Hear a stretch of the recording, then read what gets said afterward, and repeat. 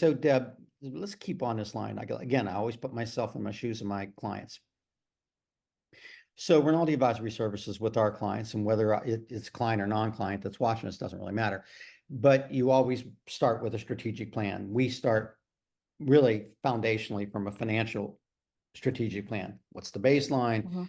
Defining where we want to get to. What are the aspirations of the principals? What are they trying to get to? What's the ultimate goal? Is it an exit strategy? Is it an improved valuation? So we go from here to there from a numbers perspective, strictly. And we Mhm. know how many headcount we're going to need in these various positions, giving standard operating procedures in our industry and from what we've all understood. So we know how many collectors we're going to need. We know how many admin we're going to need, how many credit people we're going to need based on the increases year over year. Okay, that's all good. Mhm. But given that perspective, a business looks and go, okay, now I have my strategic plan. Mhm. How is it I engage? Why would I engage you? I say, here's my strategic plan, Deb. Um, am I prepared to get from here to there? What do you come back with? I mean, how does this now rubber meets the road? How do you talk to somebody without getting caught up in digital transformation and Mhm. innovation? So, before we even start talking about technology, there's several more steps that we would have to take together. And so, I mean, just think about how you were able to help a client get to that strategy. It Right. wasn't about them calling you and ordering up, hey, I'd like to buy a strategy. There's a lot of work that you're doing together to holistically assess what's going on in the business, through multiple lenses, so that you are doing a thorough diagnosis of the situation. You thoroughly understand where that business wants to go in the future, and only then can you safely and confidently prescribe a solution, a strategy. We work the same way. I believe it is consulting malpractice to come in and try to sell you on software or a big change before thoroughly understanding what's going on.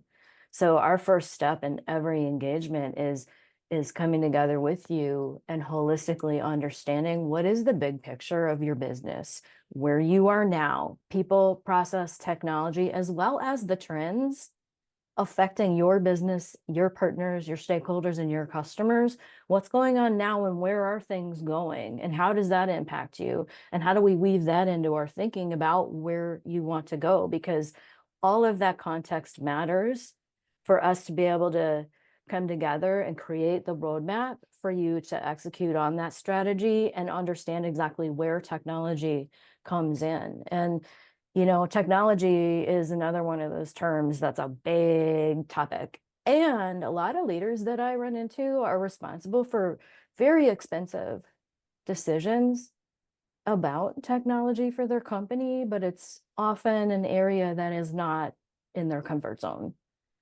And so we come alongside you and help you to think about those decisions, especially in the area of the business application strategy.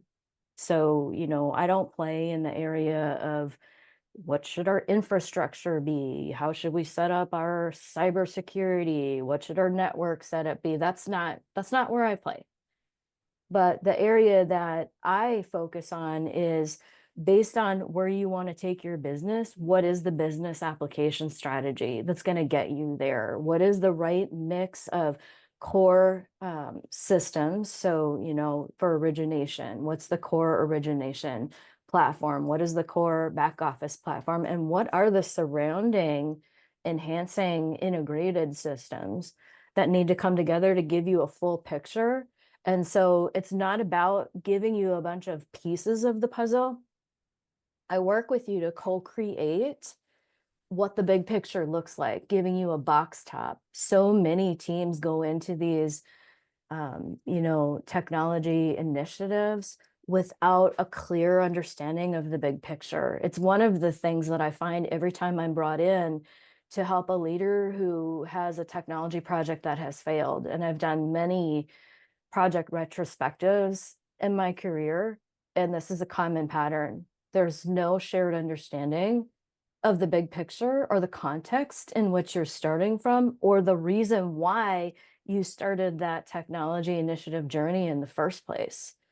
And so I help you, get all of that in order so that you are prepared to start smart.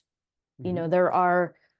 There are statistics that are proven by a lot of different studies that show that about 70% of digital transformation and technology initiatives fail to deliver their anticipated value. And most of those failures I found in my research, and I've seen this pattern repeated over and over in the finance world, it's due to lack of preparation and lack of appropriate strategies. And I hear this all the time from leaders: we don't know what we don't know. Or in a failure situation, we didn't know what we didn't know. And Mm. so if you're going on a new journey in an unfamiliar territory and going to a place you've never been before, it's really good to have a guide I would that agree, can help I you would agree with see that. around corners, right? Hey, well, you just stole my pitch as a Rinaldi Advisory Services. Don't do that. That's Well, there's mine. a reason why we're collaborating, right? I Well, think no, we do have something in yeah, common. yeah. So I mean, going back to that and going a little further on this clip, we'll Uh-huh. just keep going. So, um, what you do at the end of the day is much about business process improvement Mhm, and re-envisioning the business process from point A to point B. So again, you got a 5-year plan. It's as much about how's the business process going to change. Now, granted, mhm, we do just the down and dirty going, yeah, we know how many of these people we're going to need, how many of them people we need this, we need that. mhm, In terms of infrastructure, in terms of the P&L, in terms of the balance sheet, we know how much debt we need. mhm, Great. But it's that whole thinking about it differently so that maybe you don't need as many people if you do this right. mhm, And maybe the outcome could be better from a profitability standpoint, could be better, and your customer experience can be better than if mhm, we just did the blocking and tackling to get the pieces in place to get from point A to point B. Would you agree mhm. with that? Yeah, when I think about reimagining processes for a better future, if you're going to be making all of those investments in infrastructure and investments in human capital, wouldn't you want to make sure that you're getting the most value from those investments? If we're just slamming in new technology, but we're not really thinking through what is the best way for these humans to perform the work that you're asking them to do?